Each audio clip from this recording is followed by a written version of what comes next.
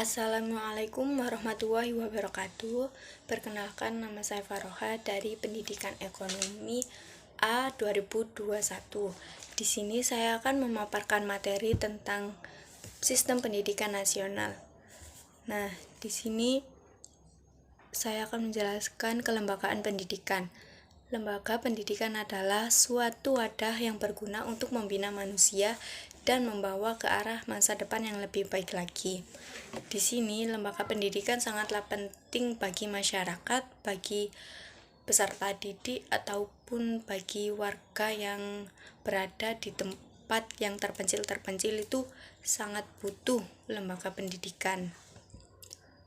Tujuan utama dari lembaga ini adalah untuk mengubah tingkah laku peserta didik menjadi lebih baik melalui interaksi dengan lingkungan di sekitarnya.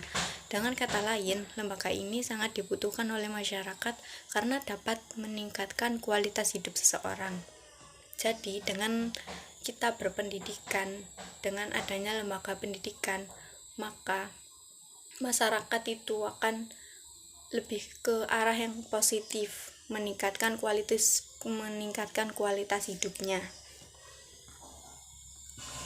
Fungsi dari kelembagaan pendidikan. 1. Fungsi sosialisasi. Fungsi sosialisasi ini sangat berperan besar dalam proses sosialisasi antara peserta didik dengan lingkungan masyarakat, sehingga transmisi nilai-nilai budaya di daerah bisa selaras dengan pendidikan-pendidikan lainnya. Jadi, fungsi sosialisasi ini sangat penting karena peserta didik harus mengetahui apa saja budaya-budaya yang ada di tempatnya itu. Itu fungsi dari kelembagaan pendidikan. Dan yang kedua, melestarikan budaya. Nah, kelestarian budaya masyarakat Indonesia yang sangat beragam pastinya harus dilestarikan. Dalam hal ini, lembaga pendidikan berperan penting dalam mengajarkan keberagaman budaya di Indonesia itu. Yang ketiga, perubahan sosial. Lewat pendidikan, para peserta didik akan mendapatkan kemampuan untuk berpikir secara kritis, mandiri, serta tidak mudah menyerah menghadapi rintangan yang ada. Jenis-jenis lembaga pendidikan. Lembaga formal. Lembaga formal itu jenis lembaga yang memberikan pendidikan secara terstruktur atau secara berjenjang. Contohnya itu seperti SD. Setelah lulus SD kita melanjutkan sekolah ke SMP.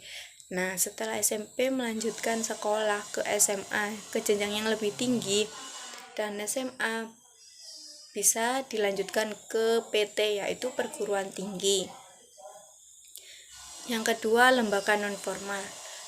Lembaga non-formal itu yaitu jenis lembaga yang memberikan pendidikan di luar pendidikan formal, yang bertujuan untuk mengganti atau menambah atau melengkapkan pendidikan formal itu.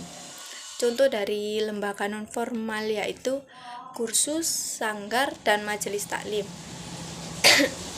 Yang ketiga, lembaga informal. Contohnya pendidikan di keluarga seperti sopan santun, pendidikan budaya, dan kita kalau lembaga informal ini kita lebih diajarkan di keluarga, di lingkungan setempat.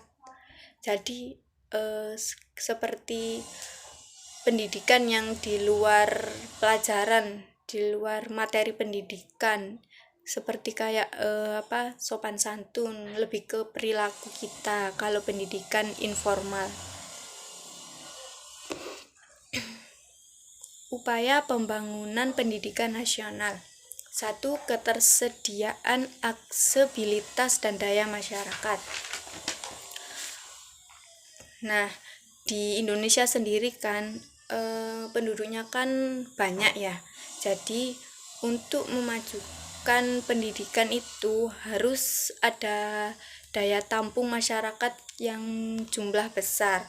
Karena penduduk Indonesia kan sangat banyak, jadi ketersediaannya itu harus banyak supaya normal berjalannya pendidikan itu normal dan bisa berjalan dengan lancar. Kedua, kinerja dan kesejahteraan guru harus dioptimalkan. Dalam hal ini kesejahteraan guru didahulukan. Jangan sampai para pendidik menjadi enggan melaksanakan tugasnya lantaran hak yang diterima tidak sesuai dengan kewajiban yang dijalankan. Yang ketiga, pembaruan kurikulum. Pembaruan kurikulum juga sangat penting dalam upaya pembangunan pendidikan nasional karena setiap tahun itu pasti beda. Jadi kurikulum itu harus selalu dimajukan. Harus ada pembaruan setiap tahun itu.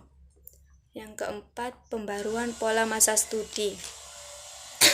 Yang keempat ini contohnya itu seperti penambahan jam pelajaran atau penambahan mata pelajaran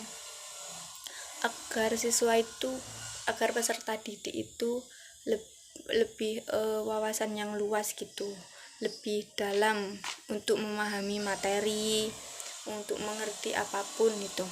Yang kelima, jumlah dan kualitas buku harus memadai.